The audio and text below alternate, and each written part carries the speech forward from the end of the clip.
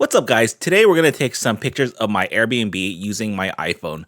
I have an iPhone 12 Pro Max, so if you have an iPhone 12 or better, you should be able to take similar pictures as me. We have to do a couple things before we take any pictures.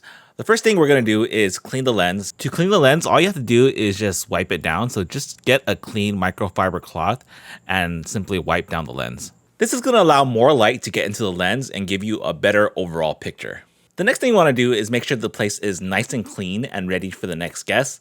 We want to make sure that the place is not too cluttered and doesn't have any personal belongings laying around. We're then going to go a little bit further and stage the area a little bit. I mentioned that we don't want the place too cluttered, but we also don't want the place too bare. And staging will help with the place not looking too bare. To stage the area, we're going to put out some throw pillows, a throw blanket, put out a wine cup, some books.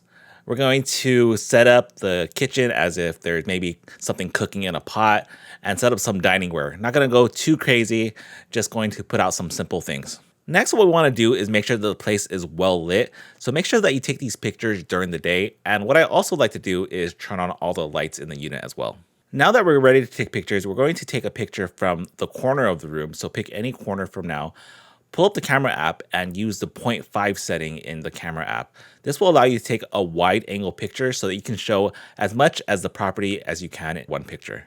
The camera should be a little bit lower than eye level, so maybe hold it around your chest or neck area, and it should be facing completely straight. So not tilted down, not tilted up, left or right. One way to make sure that your camera is facing straight on is to look at the edge of your picture and kind of align it to something in its environment and use something that has a straight line. So use like a door frame or a cabinet and just make like a straight line down the side of the picture. Another thing you could do is you could use a gimbal to take your picture, which would make sure that your camera is facing straight at all times.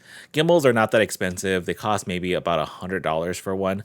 I was able to make a little rolling tripod with my gimbal so that the camera doesn't move around when I take the picture, but you don't really have to do that. You can just hold the gimbal and take the picture, or if you really want to make like a little tripod, you can just put it like on a table or put it on a bar stool. Anyway, so we took the picture and it came out a little bit dull. So what we're going to do is we're going to go into the picture and we're going to click on the edit button on the top right. And then when we click on the edit button, there's going to be 3 little rings that show up on the bottom, which is the filters. And we're going to click on vivid. That'll make the picture a little bit brighter and the colors will pop a little bit more. This is how the picture looked like before, and this is how it looks like now. You don't always have to use the 0.5 setting to take a picture. Actually, I think the 1x setting on the camera takes better pictures. So you want to use that one if you're just trying to tell a story or kind of describe the place. So I took this picture in order to kind of describe the TV and the channels that it has. And then I took this picture to show the balcony. I couldn't get this picture to come out very well, even though I put it on vivid. So I just went into edit and edit all the parameters individually. I just played around with it until I got to this. It's not perfect by any means. And even though the iPhone camera is very good, there are some limitations when it comes to taking real estate photos, but it will get the job done if you're under a tight budget. All right, so that's it for this video. Thanks for watching. See you in the next one.